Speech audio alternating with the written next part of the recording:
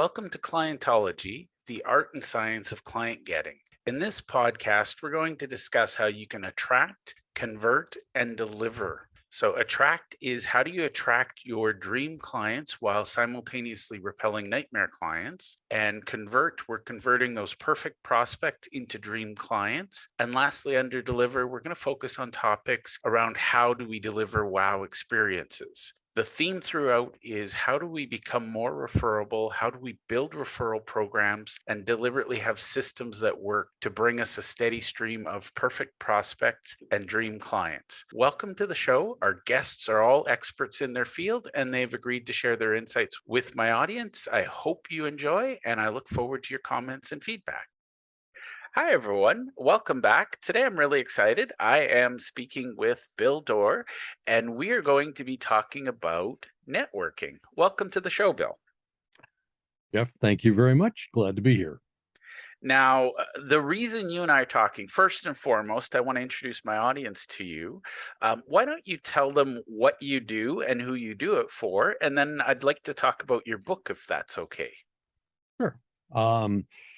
What I do, I work with people who typically are self-employed, solopreneur coaches, consultants, and advisors, and who find themselves with capacity in their pipeline that they would like to fill, but they haven't figured out how to do it.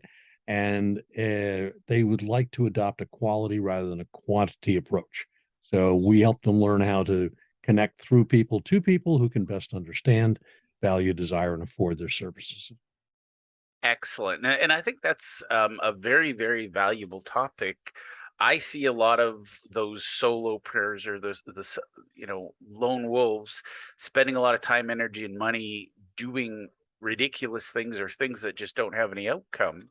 So, what does it look like working with you? Good question. If you work with me, I have a program called Get More Referrals now. We actually have a program called the Referral Prospecting System. I just, disclosure, I come out of insurance and financial services sales.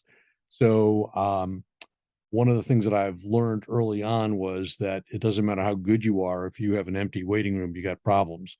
And you won't be seeing and becoming very familiar with your banker. So what we do is we say, okay, so you need to figure out how to, by design rather than by accident, use a system to help you leverage the relationships you have now, find the relationships that they have that you have yet to meet, who could, like I say, best understand, value, desire, and afford what you do. And we just put them through initially a hardcore boot camp, if you will, of weekly meetings for the first 4 weeks, at the end of which time, and I know, Jeff, you love this kind of stuff, but I offer a money back guarantee because if somebody realizes, oh my gosh, what have I done? I'm in the wrong program. This is not right for me. I say, look, the first month is on me. If you don't like what we're doing, you can back out any money you paid. I'll return to you because shame on me. I should have selected better who is qualified to be in the program. And if you find out that you aren't, and I thought you were, then, I should take the hit, not you. So that's the first 4 weeks. If you want to continue after the first 4 weeks, and that's where you really learn your foundation, the next 8 weeks, up to a total of 12 there, is going to be me kind of riding you like a bad pony at the horses races, where I go, did you, have you done what your plan called for to generate an outcome, which is very specific. That is, you'll be in a position to generate 15 or more referrals, preferred introductions to people who look like your best clients, month after month after month after month. And that's the objective. And if you don't do it at the end of 12 weeks, I will work with you until 6 months has passed, or you get to that point. If you don't get to that point and 6 months have passed, then you get a full refund anyway, because then I really screwed up the selection and the training, and I don't want to have you pay the price for my ineptitude. But otherwise, if you're generating 15 or more introductions a month to high quality people who at some point will have a need for what you do, it pretty much feels like a pretty good bargain. And I'm affordable, I'm attractive in terms of cost. And if you've got the right kind of a service, I've got the right kind of a program. So that's how it works. I love it. And I just want to point out the integrity there of, you and I have a very similar philosophy. If you don't get the result in my program that I promised you, I made the mistake. And I think that's when people are listening to this, that's a good way to earn more referrals, is to have that integrity and say, we're not a fit. I'm going to give you your money back. It's definitely an abundance mindset. What do you think of that comment? I tend to agree with that. You've got to this always drives me crazy because how many people, especially in services, say, and this could be a service like, I'll do a new bathroom for you or reno your kitchen or something. They say, okay, here's my fee, and then there you are. Hope you like it, and off we go. And in a service like you and I offer people, we're very dependent upon making a promise that you really will not realize for some time. I can Yeah. sell you all the sizzle in the world, but if you don't have a steak show up pretty quickly, you're going, hey, what's wrong with this picture? So I have to assume that you really wanted a steak, but the sizzle gets your attention, and then we work like heck to get that steak put on your table in short order. And if we don't, then shame on us. We blew it somewhere. And again, like I say, we should take the hit, not you. I love it. And I hope people watching this, listening to this, are thinking, how can we apply this into our business? Because again, I don't care if you're a plumber, a carpenter, an architect, an engineer, accountant, a coach, a consultant. How can you, in the marketing world, they talk about risk reversal, and it's generally gimmicky, trying to get people to part with their money. But if you put it on this absolute, how do we add value? One of the ways you can add value is taking away risk, Mm-hmm. and not pretending to take away risk, but to actually do it. To actually put your money where your mouth is.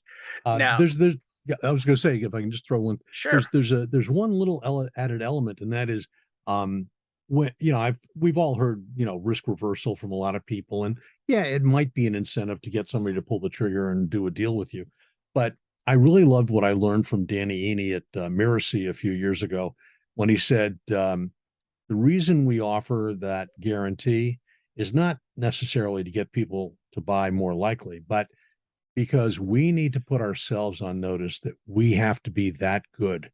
And if we Yeah. can't go out and represent to someone we're able to deliver the goods, they shouldn't be spending time nor money with us. And I've always loved his point of view on that. Yep. And it's funny that you would bring up Danny. I literally spent 3 days with him last week, and that was my big And I wasn't takeaway. even prompted. Yeah. The universe knows. I went to one of his teacher gift live events, and I loved the sincerity of, here's why we do the guarantee.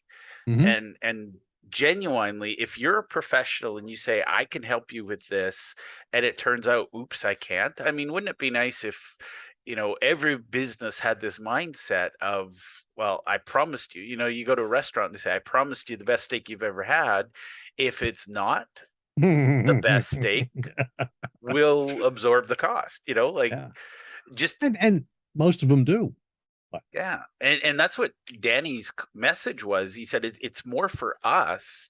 It mhm. tells our team, it tells our referral partners, it tells our network, this is what we stand for. And the reality is, I've played with different guarantees, and to be blunt, when I use it as a gimmick to get somebody to close the deal, I've regretted every one of those, and I've refunded them anyways because they just weren't a fit.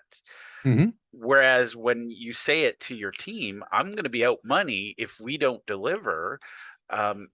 Especially with the sales team, because one of the things I find is salespeople, they want to get into the mode of selling.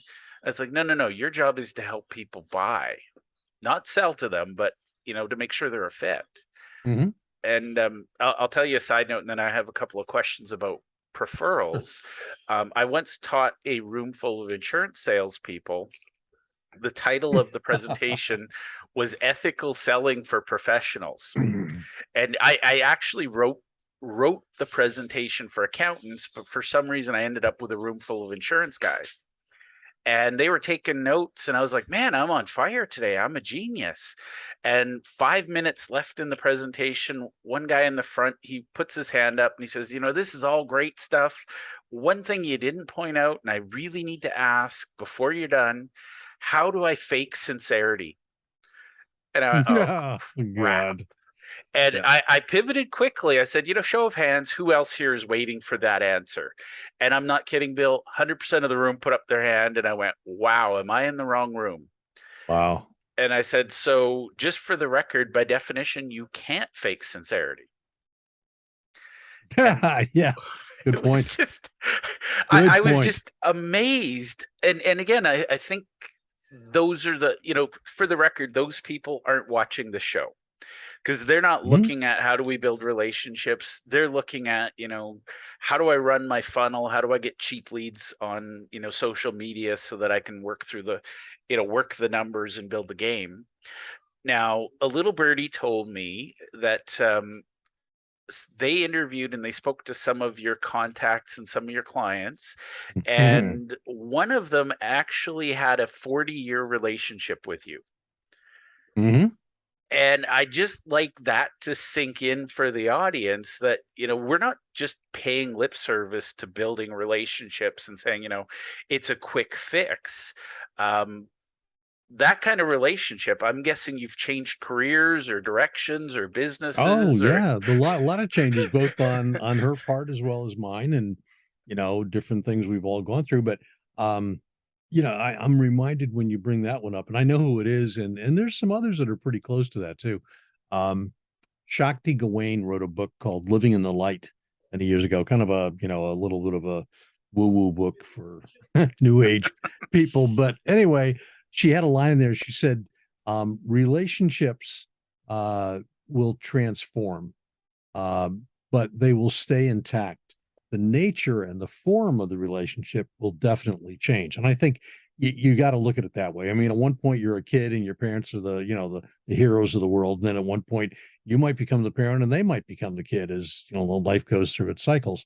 So I've always found that we give a lot of lip service to long-term relationships, and it's like, yeah, but I want you to buy tonight. It's like uh they're a little bit inconsistent, but at the same time, the more you develop those long-term relationships, the less you really have to do selling, the more you have to do servicing. And I prefer, like you, to do servicing. I mean, it still results in sales, but it's not your primary activity. It's a consequence of keeping and maintaining those long-term relationships. yeah. For sure. And it's funny. I once had a salesperson call me and say, but you got to buy, I have a quota, and if I don't meet it, I'm going to lose my job. And I'm like, you're not instilling confidence in me, but we're also not, you're not focusing on the relationship. Now, as it turned out, I happen to know somebody who he could work with. I helped him meet his quota, and he promptly forgot that. It was just the No next good day. deed goes unrewarded, right? Yeah, Yes. it's like, okay, so the lesson I learned was he's willing and happy to waste my time, but not willing to build a relationship. So now I've had the pleasure of reading an advanced copy of your book. I don't know when it's going to actually be out in the world, and hopefully it'll be soon. Yep. So I know what you're talking about when you talk about referrals. So I'm going to ask you to clarify a couple of definitions. I Mhm. know in your book you talk about traditional referrals, you talk about traditional introductions, and then you introduce us to the phrase referral. So Mhm. let's start with, I don't think most people truly understand the difference between a referral and an introduction. And then let's talk about referrals. Okay. So I kind of actually think of introduction as being more of a referral. So I think those two are pretty close. But if you compare and contrast referral with an introduction or a referral, the referral, in my mind, is usually when someone has a need to know right now. So they're kind of a hot to trot prospect. Um, and there's some problems associated with that if you're trying to get those, because a lot of times, like you just mentioned, there's a little bit of a sense of neediness and all that, and your reputation is on the line, and a lot of people don't handle them well. Like you said, you didn't hear back how it turned out. I've had people who've said I've run into the person I introduced them to, only to find out later they said, "Hey, by the way, I did business with George, nice guy and everything." Like, too bad George didn't call me and tell me. I would have been more inclined to help George another time, but Yep. it is what it is. So the referral is a needs-based issue. It's time sensitive, and quite honestly, it's a lot harder for people to give them for, I think, two reasons. One is people aren't psychic, especially if you are solving. I used to ask people, if you, how many of you in the room are a problem solver? And everybody puts their hand up, and I go, okay, well, I'm going to put you in a position. How about we say you are a marriage counselor? You're at a BNI meeting. No, and I love BNI. I love Ivan. Raise your We know. hand. Yeah, raise your hand. And how many of you want to stand up and say, hey, does anybody know anybody whose friend or family member has a marriage in the toilet? Just show of hands. Yeah. Yeah, no, then nobody puts their hand, even if they know that they're going down and they can hear the gurgling, they're not going to tell you, because all of a sudden in a nanosecond through their mind goes, oh my God, I'm going to have to explain why I thought you needed to talk to a marriage counselor. And they go, yeah, no, that ain't happening. So they say, hey, I'll tell you what, Jeff, give me some of your cards, and I swear to God, I hear anybody needs a good marriage counselor, I'm going to hand out your cards. And you're going, oh, thank God I ducked the bullet, but you got nothing. Yeah. And I they got gave out nothing out of it 500 either. cards. I'm good. Yeah. So that one thing is, nobody's really psychic and knows who has a problem, because we don't tend to show it. And the other problem is that a lot of people don't like judging somebody as being broken. I mean, if I ask you for a good restaurant, in town, and that does Italian, you might say, well, there's three that I'd recommend, and you're happy to do it. But if I asked you again, who do you know whose marriage is in the toilet? Yeah, even if I think they are, I got to deal with the repercussions of, who the hell were you to think that I needed a financial planner? What the hell is you? Well, you were driving your Mercedes down to the bankruptcy court that day, and your lease was being called, and but that was neither here nor there, I guess. Yeah. So, but we don't want to make judgments, and we don't have psychic abilities, most of us. So it's really hard to come up with, who do you know needs what I do. But on the other hand, if you can point out a referral, which is, who do you know who owns a small business, has 10 or more employees, likes to play golf, or whatever qualities you want to throw in there. Yeah. Any one or more of the characteristics would qualify somebody as a person of interest. They might say, well, gee, I know a couple of people like that. Love to meet those people. Here's the problem. They're not here today, but let me ask you a hard question. Would you introduce me if we were sitting in a restaurant and they came over to say hello? Oh, sure. Well, that's all I'm asking for. The problem is, we're not in the restaurant. We're not waiting for them to show up. Yeah. And then I have a process for helping that person willingly introduce me to that person who they identified that met my profile, and we're off and running. And that's really the kind of the essence of the difference between the referral is they probably don't need me today. But if they have certain characteristics in common with my best clients, sooner or later they will, or they'll know someone who could. And as I say, if you don't know me before you need to find me, you'll never find me when you have to. Yeah. So we like to meet people when there's no need, when the house is not on fire, and I'm just another friendly fireman that they play, poker with on Friday nights. But wait till that phone call comes in going, hey, Bill, my house is on fire. That's a whole different story. But at least they knew to call me first and foremost, and not go, hey, honey, look up on the internet, see if Google firefighters. We got problems. Firefighter near me. That's right. Yeah, firefighters near me. I like it. There you go. That's my new favorite search term on Google, is the adding the near me. It just cuts a lot of things out. So it really does. Yeah. Now, in your book, forgive me because it's been a couple weeks and probably about 5 books ago in my brain. Yeah. But you talked about partners and someone else. Well, partners and are people who are. I use sources and partners. There we go. There we go. And sources are anyone who meets 4 characteristics. One is they must know, love, and trust you, because you can't get whatever from a stone. You won't get referrals or introductions or anything from somebody who's not already on board with you. They have to have some gravitas, so that when the old E.F. Hutton commercials, when Jeff speaks, people listen. You want to have someone who can command attention. They've got to know the kind of people that you want to meet in their circles of influence or spheres of influence, and they've got to be willing and able to introduce you to people. And that's a source, and that could be it could be your Aunt Tilly. It could be your next door neighbor. If they know someone who you'd like to have in your in your circle of influence that's currently in theirs, then the way you meet them is through that person you know in common. So that person is a source.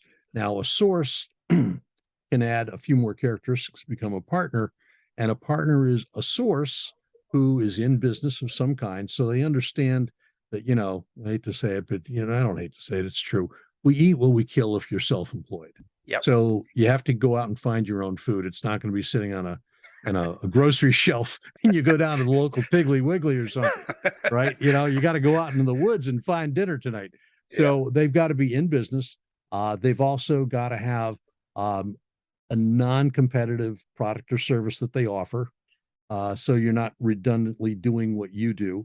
And they've also got to be in a position where the market they serve looks like your marketplace so that you can have a chance for that ongoing long-term relationship building where, if you meet every couple of months, you say, so since our last meeting, who else have you met that's an ideal client for you? And also, by the way, for me as well.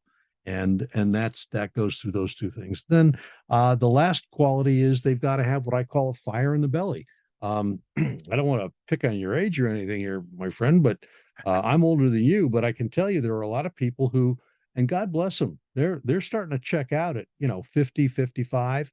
They've done well. They've got an exit planner in place, and they're going, I'm not going to be here forever. And I'm either going to sell it, shutter it, or move on in some way. But I am not looking to keep on building.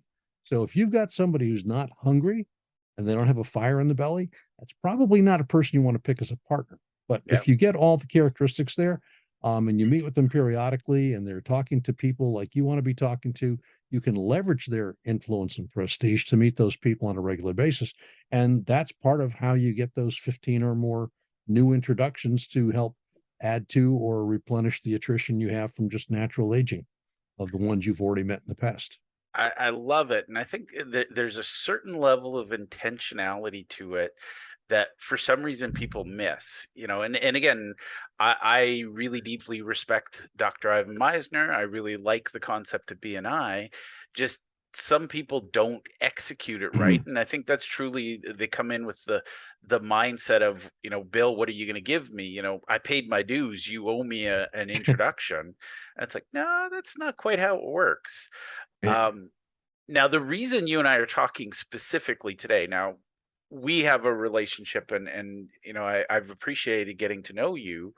One of the reasons I reached out to you, is, if you don't recall, and I assume you will, was when I introduced you to somebody, the way you followed up. And I'll be honest, that's something I want to get better at. So my first question was, how do you manage this? Because I think I think his name's Robin Dunbar, who, everybody quotes the number, and according to Dunbar, we can only manage 150 relationships at a time. And I got arrogant last year and I tried to surpass that. And Dunbar was right. It was like people were dropping off my table and off my radar. And I'm like, that's not who I want to be. That's not what I want to do.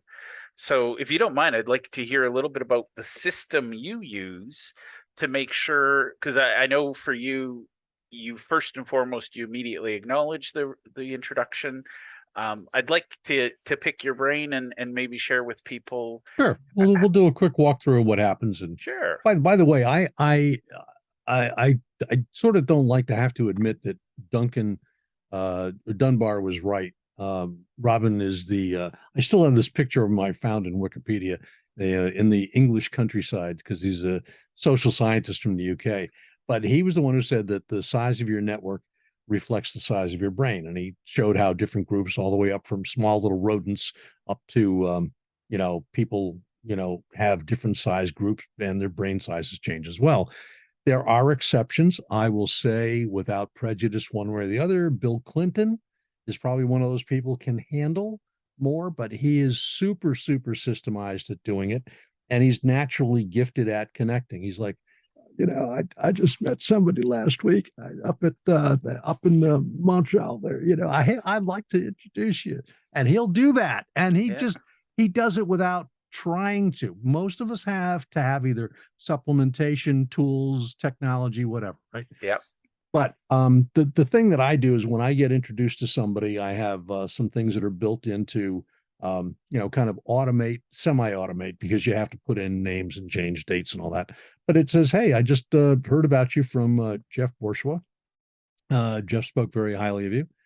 Suggested we should meet, and so with this, I'm taking that opportunity and going for it. I'll sometimes, give them a couple of questions and my answers, and I'll say, love when we get together to hear your answers to these same four questions. And they're basic things. Who do you serve? What do they get? Why are they motivated to work with you, etc. And then you follow up, and then really important, and this is the part that you alluded to, and I found the hard way, because honestly, I sucked at doing this earlier in my life, and I rue the day that I didn't figure this out sooner. But you got to go back and say thank you to the source of the partner, and say, let me tell you what happened, even if nothing happened, Yeah. just to close the loop, because people appreciate that. It's like, well, you know what? I feel comfortable that it's not going to go into limbo land. I do know that Bill followed up or Jeff followed up, and I know what happened. Even if nothing happened, that's okay. Because remember, we meet people by introduction, not crisis. So Yeah. maybe nothing was supposed to happen, but Yeah. at least you bring the activity to a closure for the person. And that builds credibility, it builds confidence, and it builds less resistance to when you come back in another period of time saying, hey, by the way, do you know anybody who, and not needs me, but who do you know who owns a horse? Who do Yeah. you know who flies a private plane? Who do you know who's a CPA? Those characteristics which have nothing to do with the need of your service, but Yeah. they correlate highly with the kind of person who does at some point or knows people who could. That's when they're much more inclined to say, oh, yeah, interesting. You should bring that up. I just ran into a couple of CPAs last week. We were hunting up north, and, they were great guys. Let me introduce you. Yeah. That's how it goes. But again, it's not going to happen by accident, and it's not going to happen without a little bit of activity, but it does happen. I love that. And I think what I love, honestly, is the fact, like, over 40 years, you've obviously been building your system. Um, I want to stress for people listening to this that system doesn't equate to bland or sterilized. Like you personalize things. But what I like is that, okay, you've got trigger events, Mhm. and when this happens, trigger this. Yep. Now, one of our mutual friends, I think Janine Bolin fairly well. She has an amazing system for thank you cards. Oh my God. My wife says your girlfriend sent you another card. she's I don't know, she must be at the apex level with the send out cards, because I can probably count on a card from Janine and one or two other individuals in that same way at least once a month, if not more often, which Yep. is, I mean, to me, it's amazing. And it's almost like, okay, enough. I get it. I get it. And it becomes the joke of, oh, your girlfriend sent you another card. That's literally what my wife says when she comes back from the mailbox. Yep. And I go, yeah, right. Well, she's obviously not too swift. She's sending them to the house, but she does do that little action, which is a huge consequence for, if nothing else. And sometimes, oh God, I hope Janine's not hearing this. She probably will. But Hi, Janine, Janine. sometimes I don't even read your card. But the minute I see the envelope, I'm thinking of you, my friend. I'm Yep. thinking of you. And all I need to know is that she was thinking of me. Yep. So in a way, it's kind of a Pavlovian response of, you hear the bell and you start salivating. Yep. Even if you haven't gotten to eat anything yet, you're still salivating. Well, even if I don't read it, I'm still thinking of her. And she stays top of mind, and she does it in a very regular and a very respectful and a very Yeah. professional manner. And yeah, I mean, forget the medium. She loves send out cards. But she could do any number of other things, and she does. Yeah. But that's her calling card, no pun intended. Yeah. And I mean, that's a good way to be memorable and to think about how do you stay top of mind. I can't remember the guy's name, but the world record holder for the most cars ever sold, back in Oh, the Joe Girard. yes, yes. Back in the day, Mm-hmm. his entire system was he got your address and he'd send you cards. And But he'd send it on your birthday. yeah. But He every actually month sent them every month. Yeah. well, every month there's somebody having a birthday. Yeah. And he would put them, line them all up. And, this month we've got all these people in August. Next month, they're going to be all these people in September. And yeah, I mean, and that's actually not too far off some of what I suggest Yeah. in the latter part of the system. You got to have a way to, I'll share with you 4 things that I would recommend. Keep Perfect. it simple and to make it doable, if I may. Yes, Oh no. please. So one of them is send a card like Janine does, or send I like a 1-page client letter, just short, sweet, but useful and relevant, and not about me. It's about the recipient. If you send it about you, yeah, blah blah blah. Oh my God, Here's what a my bore crap. you Buy are. some, please. Right. Or not, even if you don't, it's like, why do you, I don't want to hear about, I want to hear about me, talk to Yep. my issue. So that's one thing. Then you can send, this is very simple. Send a thinking of you email, which is just, hey, I just met up with a gentleman who I want to introduce to you, by the way, down in Texas in Austin. And he's got a really cool program for building relationships. He's like Mr. Relationship. His name is Ah, Ruben Swartz.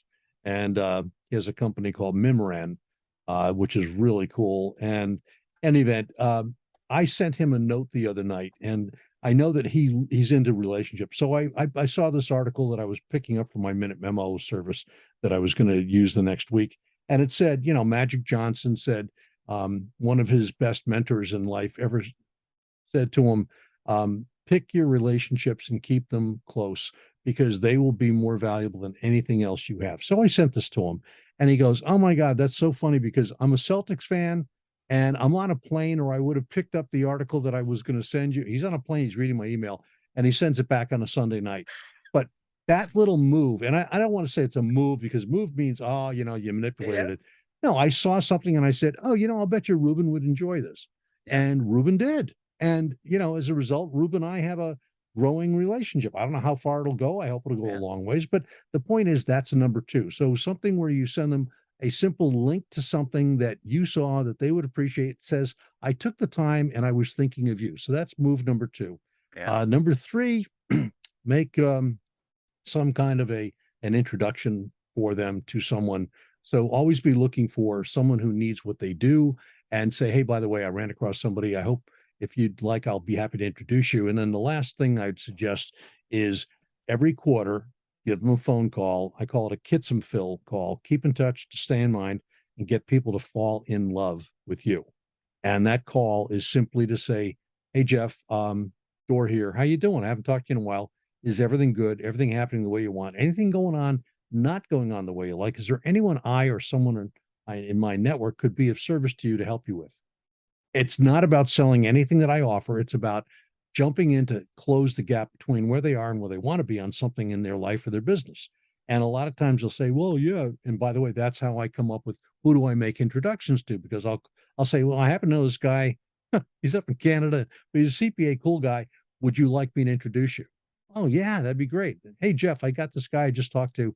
I'm going to send you a referral introduction, and off you go from there. So those things are simple. Anybody can do them.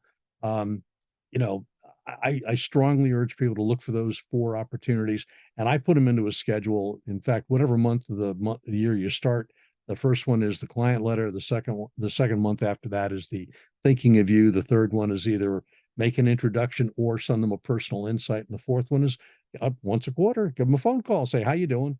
Can I be of any service? Not can I sell you something, but can I be of service? And if you do that, you will be making a lot more sales. I promise you that. And I think a lot of people, like, what I hear the most is, oh, that's a waste of time. But the reality is, and I love your feedback on this as well, but when I build relationships, I build them because it's a good thing to do, but Mhm. it also leads to sales. And often those sales are bigger and better than if I had to chase them from an ad. Yeah, I mean, I can say that there are people who will not be productive. That does happen, and I sort of identify them as, I always say, don't burden your non-business relationships with business objectives. So I've got people I love to be with. They're fun, they're witty, they repartee is good. they'll never buy or refer me. They're just not in the circles I want to run in. They don't have the kind of needs I can help them with, but they're good people. I don't burden them with, hey, you got to give me referrals or you got to buy something. I Yeah. recognize the limits of that relationship and I honor it to the extent that I can. But I'm also definitely looking for people who have the ability to either introduce me or buy from me. And those people I will continue to work with at that level. And sooner or later, I'll be, the whole thing here is, I don't know if you might remember it was in the book, but the story of how I got into this damn thing in the first place was my mom. She was a real estate agent for Yeah. many years. And I was a young kid and we lived in some cool old houses in New England. And I said to her, Ma, how do you get your clients? And she said, well, you know how every week it was literally every week. I thought I was Jewish, right? Because it seemed like we were having a bar mitzvah or something every week. There was a big party being thrown. But I'm not. But she said, when we had the party and she would have like 50, 60 people at the house. She bought these beautiful old, being in real estate, she could take her pick. In fact, she bought one house because she said, I wanted to buy the chandelier. And the owner, Ernie Chevier, would not sell her the house. And she said, well, if I bought the house, you'd have to include the chandelier, right? And he goes, yeah. She goes, I'm going to make you an offer right now. And that's how we got into one of our last big houses. So it was a little weird to grow up with Ma, but then again, that's the way it was. So I said to her, so how do you get your clients, Ma? And she said, well, you know how we have the party? And I go, yeah. She goes, you know how somebody will come in and I'll go, oh my God, everybody, it's Jeff Bourgeois, right? And she'll just put your coat down and how I'll lead him over to a group of people. I'll say, Jeff, this is Marianne, Tom, George, and Alice. Yeah. And then I'll say, the bar's over there, the food's over there. Yep. Oh, I think I hear the doorbell. I'm going to leave, but I'll check in with you overnight. And then, I run around and that's how I work the room. And then on Monday, Mom, your mother's on the phone, right? And I said, yeah. She goes, I'm calling people. I'm asking, how'd the party go? Did you meet everybody you wanted to? Anybody you didn't get to meet? Anyone I can help you meet? Anybody you want me to go have coffee with you? And so that's what she did. And she said, so I become the little bee amongst the flowers. The people are my flowers. Yeah. And the bee with the most pollen on her butt, it's a lot of bucks in the bank. And I said, yeah, I get that. And she said, but basically, I come to mind whenever they or someone they know has to buy or sell a property. And I do it by doing good and keeping in touch and introducing people to one another and saying, oh, hey, Jeff, come on over. I want you to meet somebody. That's what she did. So I watched her do it. And this is before computers, obviously. Yeah. But when it came time to use technology, I saw how to make that happen by design instead of by accident. But the principles are the same, whether you use technology or not. It's all about honoring the relationships you have and leveraging them for the good of all and not at the expense of any.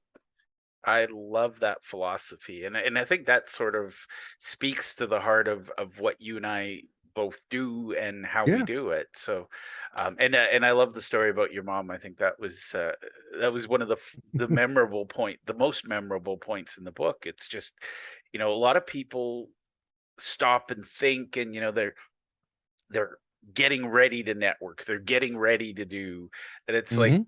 you can't practice without doing. You have to actually get out there and do True. the networking. So is there anything I should have asked you that I haven't asked you yet? No, I don't think so. I think we're so far so good. The only one thing that sort of that last little episode there brought up was that old story about the people who supposedly somebody died and they went to heaven and they went to hell. And they went to hell and they had all these people who were in this beautiful banquet hall with food and everything, and they're all starving to death. And the reason is they had these long utensils and they're trying to feed themselves, but they couldn't because the utensils wouldn't let it get to the mouth. And then they showed them heaven and it was the same banquet hall and everybody looked pretty healthy. The difference was they were feeding one another. Ah. So you could reach across and feed your partner and they could feed you. And that's how we're so if you go into networking with a self-oriented, I'm not saying selfish, but a self-oriented, self-centric mentality of what am I going to get out of this? Is it worth my time to be here tonight, etc.? You're probably going to find problems. But if you go in looking for people who are interesting, fascinating, have problems, and people who can help them, and you put those two people together, you now have two people who love you because you brought two needed parties together. And now what have you got? You've got goodwill, which I don't know how it is up in Canada, but down here they're trying to tax goodwill. By the way, they never used to include that on the balance sheet, but now Yep. they're going to get you while they can. That's why they hired 87,000 new agents, or about to.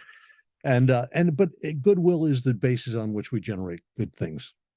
And I think the secret is, and I'm going to use you as an example, but when you do this right, it becomes your single biggest asset, and it'll travel with you.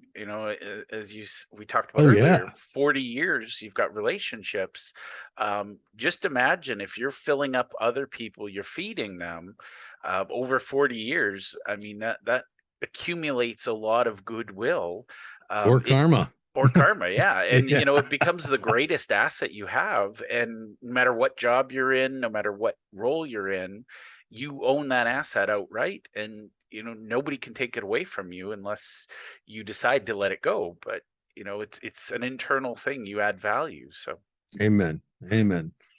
now, where can people go to learn more about you, your book? What's a good way to keep in touch with you? Do you want them on LinkedIn or? Yeah, LinkedIn is great. If you reach out to me on LinkedIn, I'll certainly do that. And it's just look up Bill Doerr in Connecticut, and my company's legal name is Sell More Marketing, because you wouldn't want to sell less, would you? At the time, I came up with that one. And then, getnewclientsnow.com is the website, because, I first, it's funny, I first got that. I got Get New Clients. Then I went, oh no, you don't want to wait 10 years. You want them now. So then I got that one too. So that's the one I go with. And my friend CJ Hayden is always like, wait a minute, Get New Clients, it's awfully close to what I do. Well, and I've worked with her. She's a great lady and has a great system with her program as well. But we're all trying to help people grow and go in the direction they want to be. And, hopefully we do our good deed every day and move the needle a little bit in the right direction all the time. I love it. And I genuinely want to point out that you are one of those people who put relationships first. And I really appreciate knowing you. And from my perspective, when I introduce you to people, it always ends well for me. So I just wanted to thank you for that. And Oh, you're very kind. I hope people listening will get some wisdom out of this. And I thank you very much for your time today, Bill. Oh, Jeff, you're a gentleman and a scholar and a good friend, and I appreciate all. Thank you.